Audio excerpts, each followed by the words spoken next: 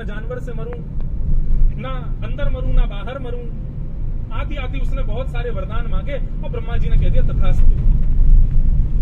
हिरण्यकश्यप बोला ब्रह्मा जी बुढ़े हो गए, मैंने कहा अमर बना दो तो मना कर दिया, और वही अमरत्व तो मैंने इतने सारे वरदान में मांग लिया। तो बोले तथास्तु। ब्रह्मा जी बोले बुढ़े नहीं हुए बेटा, तुमने जितने वरदान मांगे और भी रह गए हो तो मांग लो, मृत्यु तुम्हारी फिर भी हो जाएगी। और कैसे हो जाएगी, मैंने तो कोई छोड़ा ही नहीं अपने मृत्यु का कोई ठिकाना। बोले फिर भी ठाकुर जी कहीं ना कहीं से तेरे को मार ही देंगे, तो चिंता मत कर। और वही हुआ। हिरण्यकश्यप लौट करके आए, जैसे ही अपने छोटे से पुत्र प्रहलाद को देखा, गोद में बैठा लिया, बड़ा लाड़ प्यार दुलार किया, कहा बेटा तुम्हारा जब जन्म हुआ तब मैं यहाँ नहीं था, मैं आया तब मुझे तुम मिले हो, और बताओ कैसे हो। बोले पिताजी ठीक हूँ। बोले विद्यालय जाते हो। बोले जी पिताजी। कौन से विद्यालय में जाते हो। प्रहलाद जी बोले हिरण्यकश्यप दानव विश्वविद्यालय, वहां पर दानवी विद्या, दैत्यों की विद्या सिखाई जाती है पिताजी, मैं वहीं जाता हूँ। अच्छा चलो अपनी विद्या में से कोई अच्छा पाठ मुझको सुनाओ।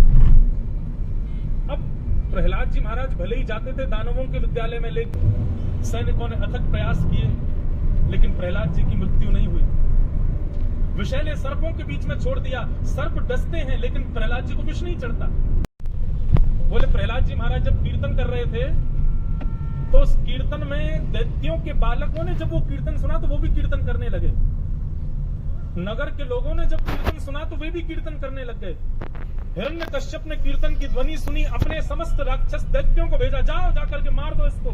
और वे सब राक्षस दैत्य भी जब कीर्तन में पहुंचे तो वो भी कीर्तन करने लग गए।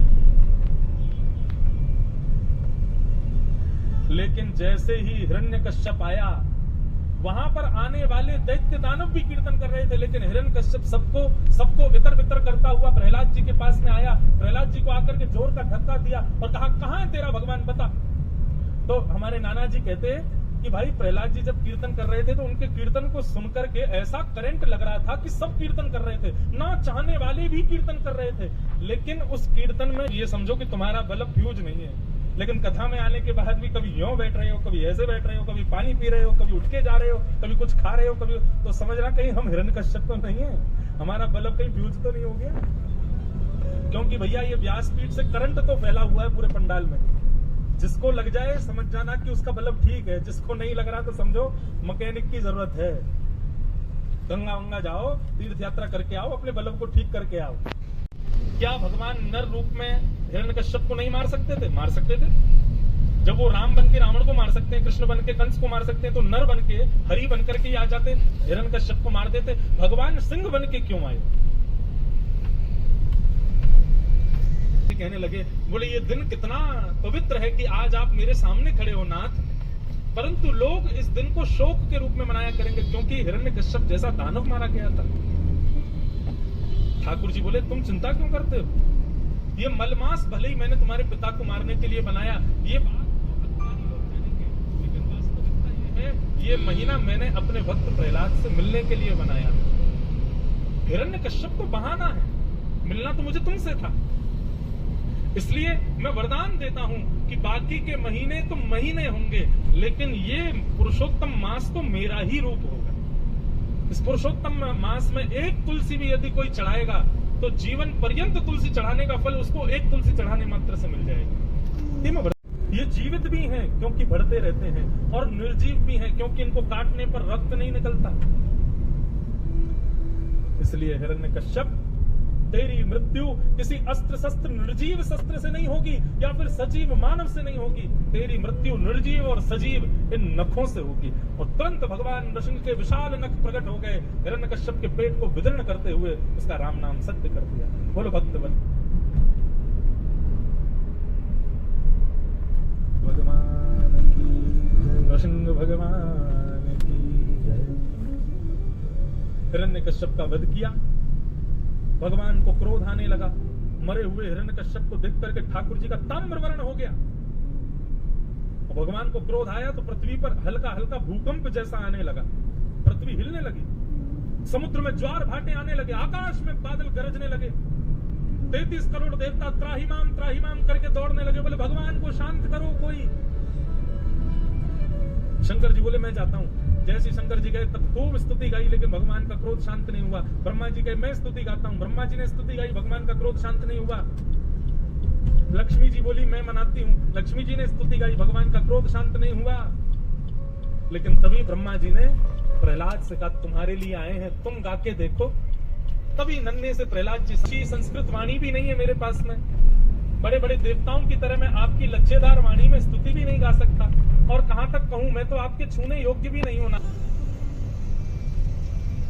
वर्णन आता है कि जिस प्रकार शेर अपने बच्चे को प्यार करता है, ऐसे नृसिंह भगवान प्रहलाद को अपनी जीभ से चाट रहे हैं। अपने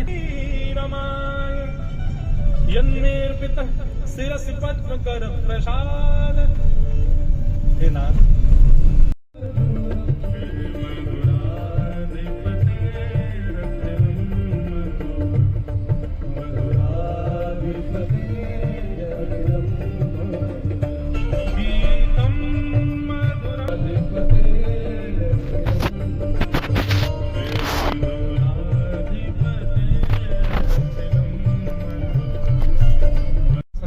करके बैठे थे।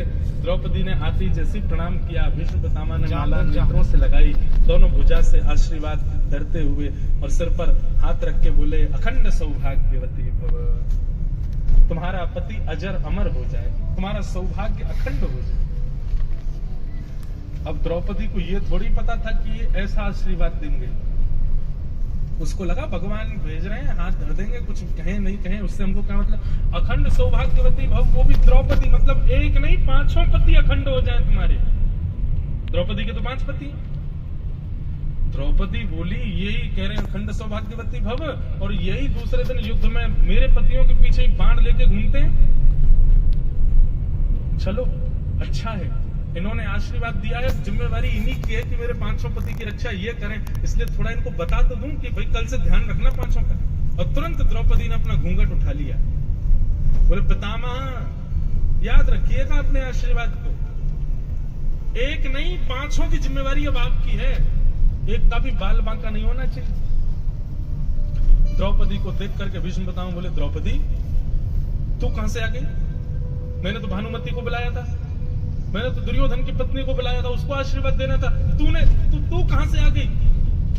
द्रौपदी बोली अच्छा भेदभाव, मैं भी तो आपकी बहू हूं, मुझे भी तो आपके आशीर्वाद का अधिकार है। यदि भानुमति से पहले मुझे मिल गया तो ये मेरा भाग्य नहीं हो सकता। भीष्म पितामह के नेत्र सजल हो गए।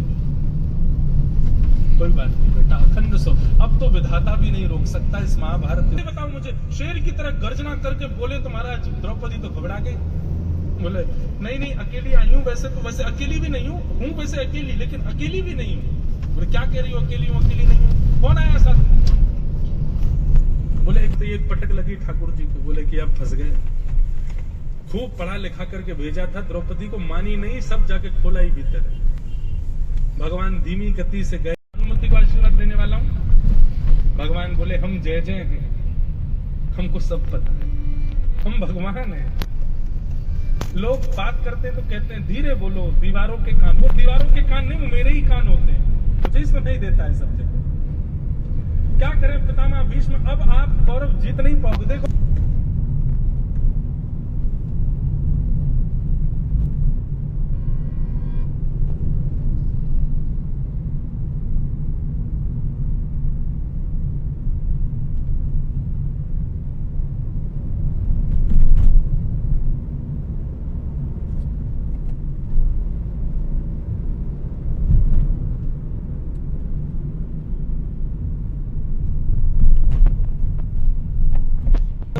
कैसे चक्रव्यूह में फंसाया भीष्म पितामह ने।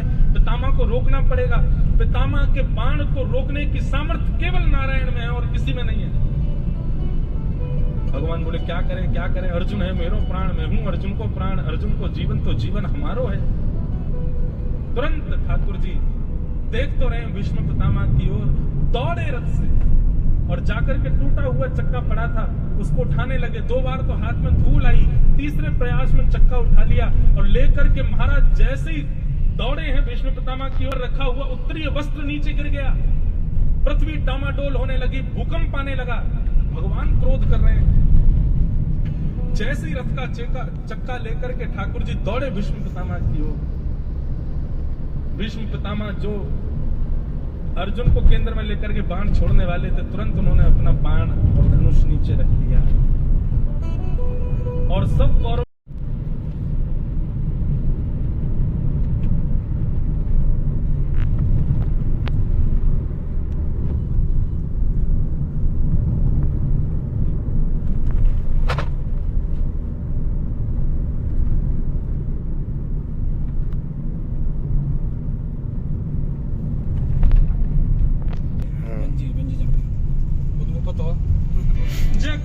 इनकी तो कह रहा हूँ मैं।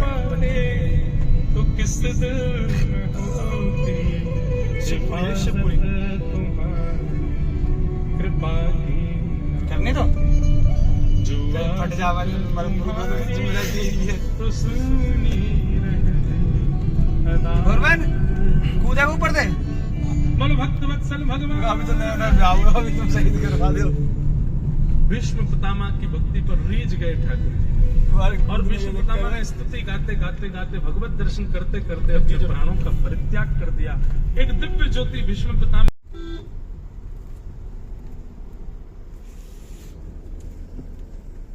रख दे